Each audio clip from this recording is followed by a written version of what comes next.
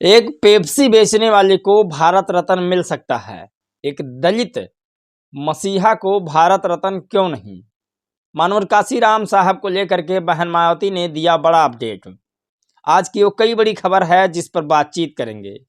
आज की वीडियो चलिए शुरू करते हैं, इस वीडियो को शेयर भी कीजिएगा। नमस्कार दोस्तों, मैं हूं पराग और आप देख रहे हैं देसी पीएसबी ब्लॉग। आज की वो कई बड़ी खबर है जिस पर बातचीत करेंगे। साथियों, आपको बता दें टीएमसी कांग्रेस यानी तृणमूल कांग्रेस ममता बनर्जी के मत्थे पर आज लगी चोट। गाड़ी हाई स्पीड में चल रही थी, ब्रेकर आने की वजह से मत्थे पर चोट लग गई है।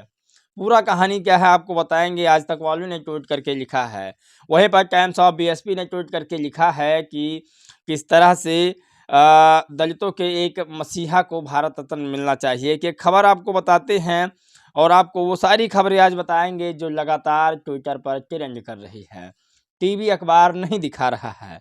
महमूद प्राचा SC ST OBC माइनॉरिटी में ही छुपे हैं गद्दार, इन्हें जब तक बाहर नहीं निकालोगे तब तक अपने समाज का भला नहीं हो सकता है। सोचिए, बड़ी खबर है और लगातार ये वायरल हो रही है। आपको बता दें आकाश आनंद और चंद्रशेखर रावण में जमीन आसमान का फर्क है। कुछ मेरे दोस्त कह रहे थे कि आप एकदम से अंधभक्ति वाला वीडियो बनाते हैं। मेरा उनसे एक ही कहना है कि मैं सवाल करूंगा और सवाल मेरा हर पार्टी से हो सकता है, चाहे फिर वो कांग्रेस हो, बीजेपी हो या फिर आम आदमी पार्टी हो या देश की कोई भी पार्टी हो, चाहे बसपा हो या फिर चाहे चंद्रशेखर आज़ाद रावण की आज़ाद समाज पार्टी हो। आपको बताते हैं आज़ाद समाज पार्टी सड़कों पर उतर के काम करती है।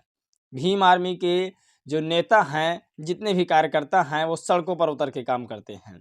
भले ही उनके लोग ज़्यादा गिरफ्तार होते हों, पकड़े जाते हों, जेल जाते हों, लेकिन धरना पर सबसे ज़्यादा वही लोग दिखते हैं। जमीन आसमान का फ़र्क है आकाश आनंद और चंद्रशेखर में। बहन जी ने सबको आज़ादी दिलाई। मैं नहीं कह रहा कि बहन जी का मुकाबला चंद्रशेखर आज़ाद रावण कर पाएंगे, लेकिन चंद्रशेखर आज़ाद रावण जमीनी स्तर का नेता है, मानवर काशीराम साहब जी की तरह ही काम करते हैं। कुछ लोगों को इस वीडियो के बारे में सुनने के बाद बुरा भी लगेगा और आप शब्द भाषाओं का इस्तेमाल भी करेंगे, लेकिन जो सच्चाई है उसे स्वीकार करना चाहिए। आपको बताते हैं भीम आर्मी के राष्ट्रीय अध्यक्ष चंद्रशेखर आज़ाद रावण ने आज सीएम योगी को भी चैलेंज कर दिया। उन्होंने बताया कि सीएम योगी जी के राज में बहुजनों पर जुल्म हो रहा है, ज्यादती हो रहा है, इन्हें इंसाफ आखिर कब मिलेगा। एक एक कहानी आपको बताएंगे, एक एक खबर आपको सुनाएंगे। दिलीप मंडल ने ट्वीट करके लिखा कि पेप्सी बेचने वाले को भारत रत्न अवार्ड मिल सकता है, मानवर काशीराम साहब को क्यों नहीं। बड़ी खबर है, आपको एक एक खबर बताएंगे। वहीं पर बसपा के चाहने वालों ने लिखा कि बहन जी ने जैसे ही कहा मैं उत्तर प्रदेश में चुनाव अकेले लड़ूंगी, पूरे मीडिया वालों के पेट में दर्द हो गया, पूरे भारतवासियों के पेट में दर्द होने लगा। लेकिन वहीं पर कांग्रेस के नेता ममता बनर्जी ने कहा मैं कांग्रेस के साथ व गठबंधन के साथ चुनाव नहीं लड़ूंगी। आज तक किसी मीडिया ने उप तक नहीं किया। सोचिए, ये जातिवाद नहीं तो और क्या है। बड़ी खबर है, सब खबर पर नज़र डालेंगे, एक एक खबर आपको विस्तार से बताएंगे। आपको बताते हैं कि आखिर जातिवाद का जहर क्या होता है। जातिवाद का सबसे बड़ा जहर अगर हम देखें तो आज़ाद समाज पार्टी ने कहा कि किस तरह से आगरा में 2, 12 और 23 को दलित महिला के साथ मारपीट कर उस पर पेट्रोल डालकर आगजनी करने का आरोप भी उसके ऊपर लगा है, लेकिन अभी तक उसे इंसाफ नहीं मिल पाया है। इसे कहते हैं जातिवाद। अगर यही कोई मामला बड़ी जाति का होता तो अब तक मामला आगे बढ़ जाता। सोचिए, आप लोग कल्पना नहीं कर सकते। आपको बताते हैं पहली खबर की ओर लेकर चलते हैं, जो टाइम्स ऑफ बीएसपी ने ट्वीट करके लिखा है। बड़ी खबर है, थोड़ा हमें गहराई से सोचना चाहिए और सच में ऐसे खबरों के लिए आप लोग इस वीडियो को शेयर जरूर कीजिएगा। इस प्रकार दलित एवं अन्य उपेक्षित को आत्मसम्मान के साथ जीने व उन्हें अपने पैरों पर खड़ा करने के लिए बीएसपी के जन्मदाता एवं संस्थापक मानवर श्री काशीराम जी का योगदान इतिहास व स्मरणीय है, जिन्हें करोड़ों लोगों की चाहत अनुसार भारत रत्न की उपाधि से सम्मानित करना जरूरी है।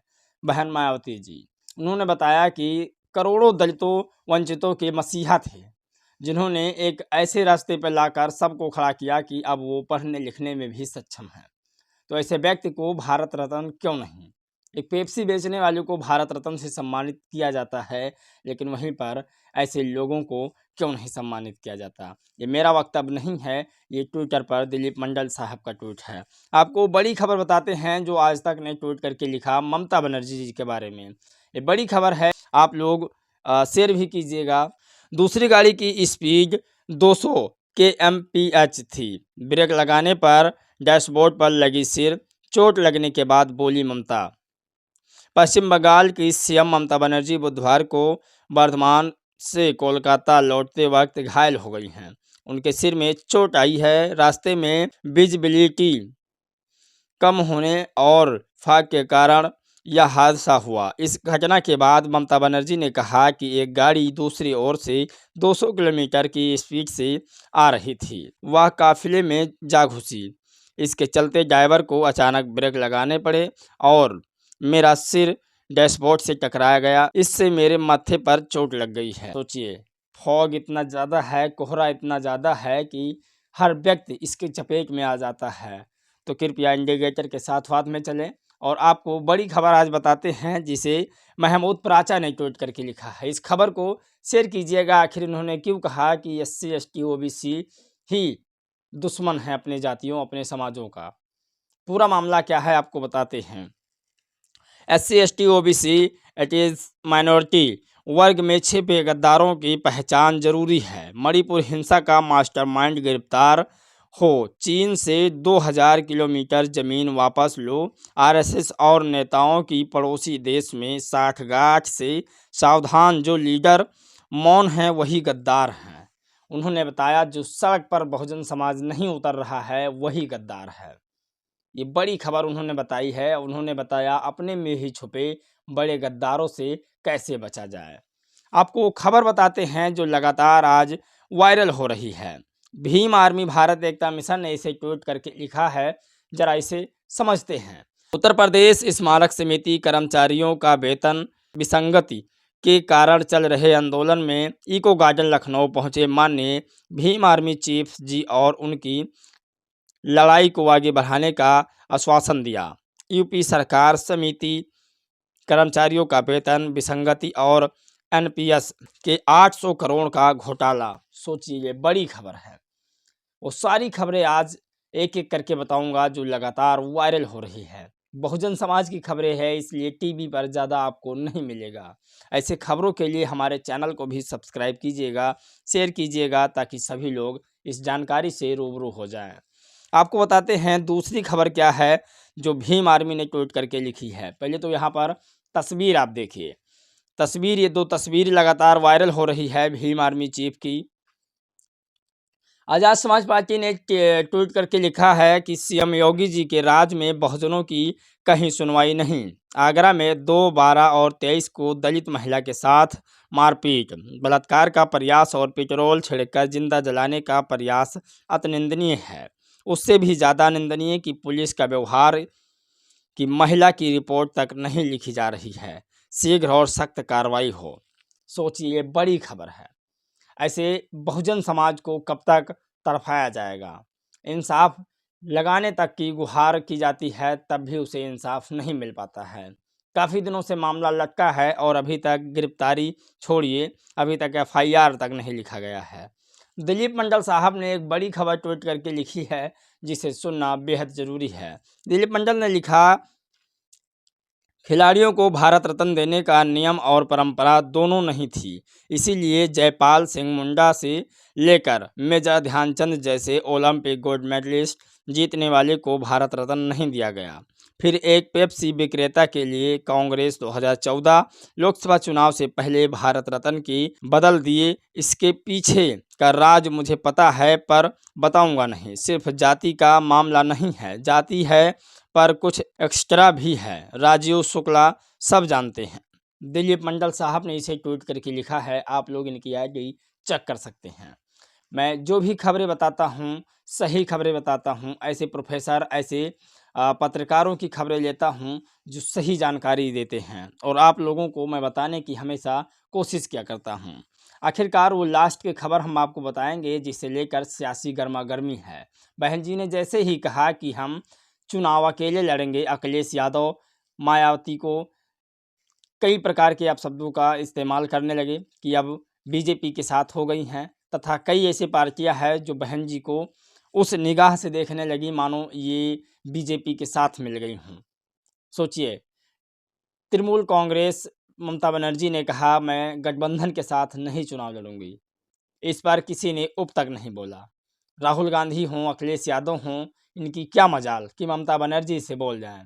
इसे कहते हैं जातिवाद। जातिवाद एक ऐसा जहर है जिसे ख़त्म नहीं किया जा सकता। सोचिए आप लोग। जीतू रोजेरिया ने ट्वीट करके लिखा, बहन मायावती जी अकेले लोकसभा चुनाव लड़े तो विरोध और जातिवाद मानसिकता के लोग कहते हैं कि मायावती जी अकेले चुनाव लड़कर बीजेपी को फायदा पहुंचाना चाहती हैं, मगर वहीं दूसरी तरफ आज तृणमूल कांग्रेस पार्टी द्वारा बयान आता है कि हम बंगाल में अकेले चुनाव लड़ेंगे। वहीं दूसरी तरफ आम आदमी पार्टी कह रही है कि हम पंजाब में अकेले चुनाव लड़ेंगे। मगर मजाल है उन विरोधियों और जातिवादियों की कि उन्हें कोई भाजपा की सहयोगी पार्टी करार दे दे। सोचिए, आज कोई नहीं बोलेगा कि अखिलेश यादव जी नहीं बोलेंगे, राहुल गांधी जी नहीं बोलेंगे, और भी विपक्ष के नेता व तमाम ट्विटर यूजर्स नहीं बोलेंगे कि केजरीवाल साहब व ममता बनर्जी जी ये कांग्रेस और गठबंधन को छोड़ करके बीजेपी के साथ हो गई हैं। ऐसे बोलने पर मामला गड़बड़ा जाएगा। इसीलिए कहते हैं जातिवाद ज़्यादा मसला है। बाकी आप लोग की क्या राय है, क्या प्रतिक्रिया है, ये भी जानना बेहद ज़रूरी है।